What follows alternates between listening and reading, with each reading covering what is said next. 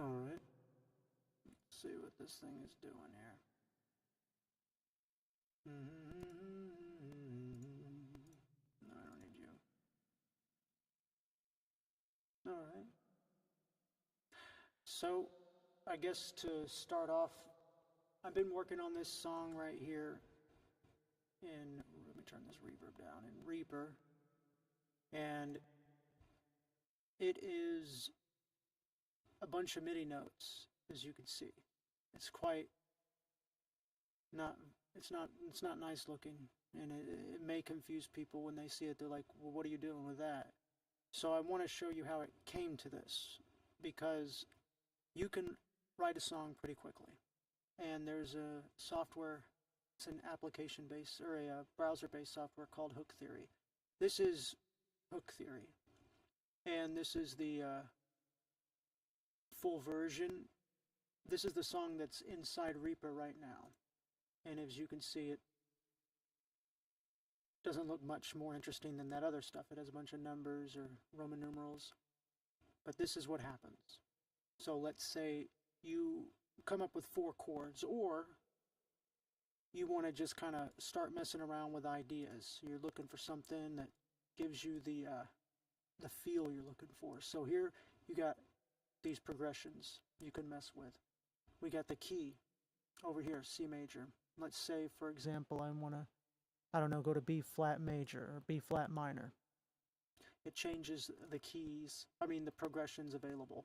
So let's say we start here, and we say we grab this one, and we click on it. It adds them here, 4 bars. I'm going to loop them. Then let's listen to how this is just going to be the basic stock sounds for now.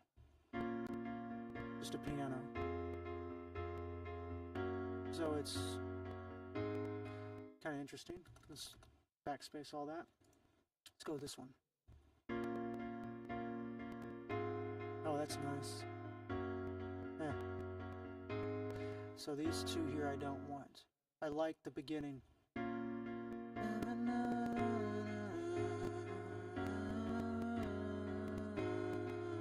So here, let's backspace that, and we'll put this there and see what that sounds like. See those 6 right there? This doesn't have it.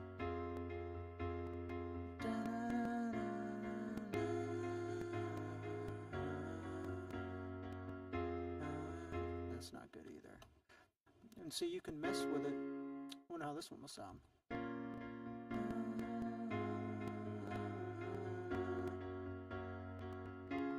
See, that's not good. So you can also come here, and whatever note you're on, it'll change up here just a little bit to kind of give you an idea of what will go next well. And this is what it was before. We could do 2 of those. Let's try the 4th. No. Let's try right here, the 4th. Turn, if you want to start not from the beginning because it's kind of getting annoying, you have to wait for it. You could turn off the loop. So that's not good either. So I'm sitting here just playing around, and let's say, I end up picking one out eventually. Right here, let's try this. And if you don't loop it, you gotta go. Ooh. That's like some interesting. That's nice. And let's try a different. No. Let's go to the major, yeah. See what we can get out of that.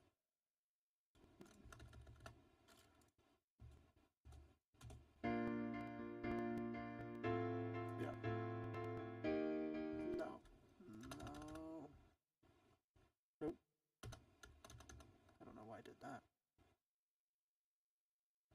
Ooh, this is interesting. The 3. Ooh. Yes. Okay. Enough of that. Let's get started. So we have chosen the 4 chords. Whatever we ended up choosing, we go to the band. Right here. We change the tempo. We can change the key. Let's say we want to change the band. So this song right now is just a piano. There's nothing else there, but let's say it gave us a feel. Now let's say we come to upbeat pop. and we click on it, watch what happens. You see this loading bar down here, and when it gets all the way over here, it's going to become a full band to those 4 chords. So let's listen to this.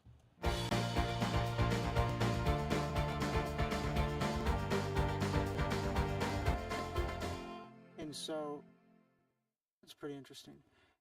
This is just the band for that. Let's turn it down a bit. For these 4 chords, 98, and let's leave it like that.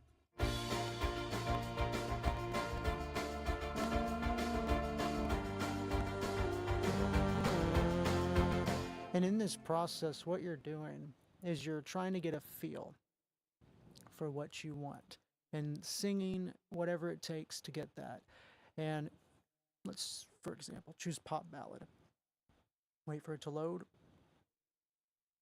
And here we go. Let's try this one.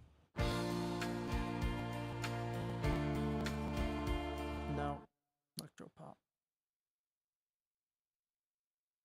I'm trying to get the sounds that aren't like a stock sound out of a 90s organ. Here we go. This is all right.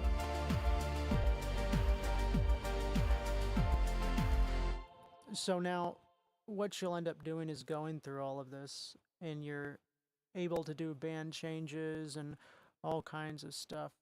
And let's say here you see you can change the key, change the tempo, change the band, change the meter by clicking on them on the tops up here. See? And so right here we could take these exact same chords, copy them. I think it's just the letter C and the letter B. It adds them there, but then we could take this, select all these and change the band, measure region 5 through 8, and then we go here and then band 2. See, click there, band 1, band 2.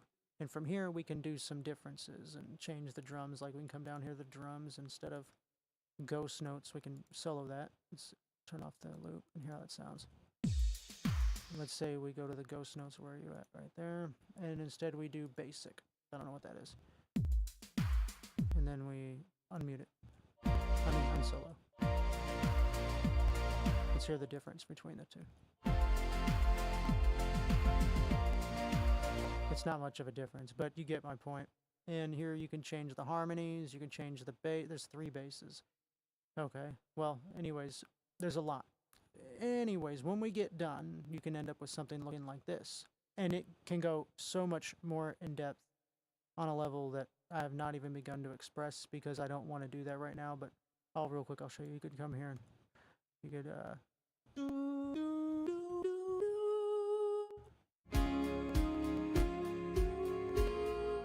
this is just an example. I wouldn't use that exactly. But when you got that, you can go to your lyrics section and watch. You see this first part? Hello. Oh, this is the intro, so we need to go to the verse. Hello. So it breaks down the stresses. Hello. Oh, wait. What is your... And then it stops until I put an extra note there. Let's do it. 2. So you see it really will put that there.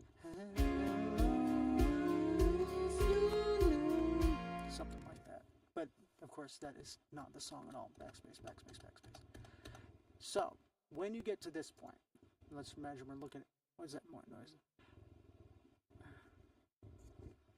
Oh, it was rubbing up against the pop filter. I have the pop filter close for us. It'll be in front of my face right now because the microphone's sitting on a tiny desk. We can come here, File, Export MIDI, or just Export. Now, the problem with this export is that when you export MIDI, it's going to do all tracks, or all bands, all tracks and stems, or track stems. I don't like doing track stems because I don't want all the drums and all the basses and everything else in one place. I want them separate so I can edit each one.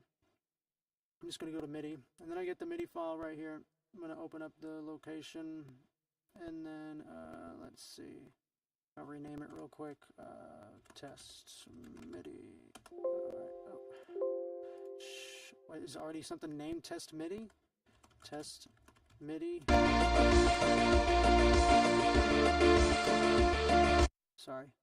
Anyways, now that we can do that, I'm going to create a new project in Reaper. New project tab. I need to create a new microphone for you. 1 second.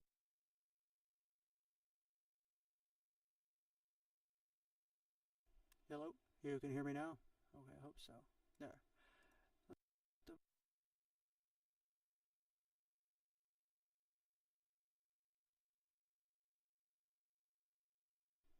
All right. Oh, thank God. Ah, I was worried about that for a second there. Let's go to the mixer and turn this up so you can hear me. Okay, now, we made the song in Hook Theory. Let's imagine it's made. We exported it in MIDI, and then we got the MIDI file right here. We're just going to plop it on there, and it's going to ask us, expand the 14 MIDI tracks or import MIDI at the tempo 110. So we can import them here and expand into 14 MIDI tracks. If we do that, they expand out. If we uncheck that, I guess they would all be smushed into one track, which I don't want. Hit OK, and then you got all the tracks. You got 8 bars of madness, and then some drum beat that goes on.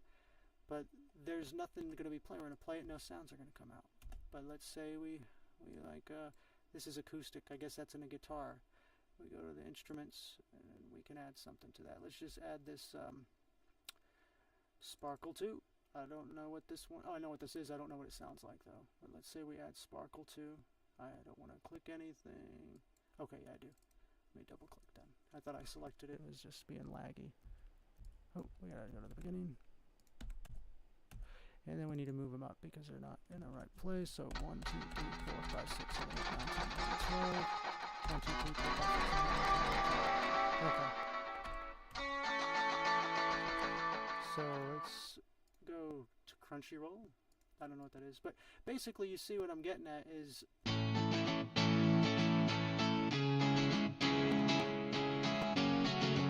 So now we have this guitar playing those sounds, which is, you know, cool.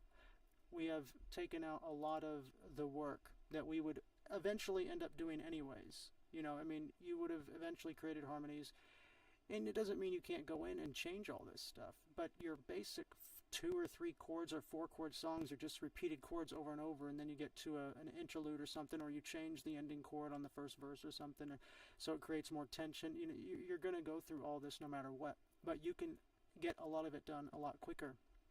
And I've only used Hook Theory maybe 2 or 3 times. Well, I mean, this is the only song I've actually taken from Hook Theory and put it out.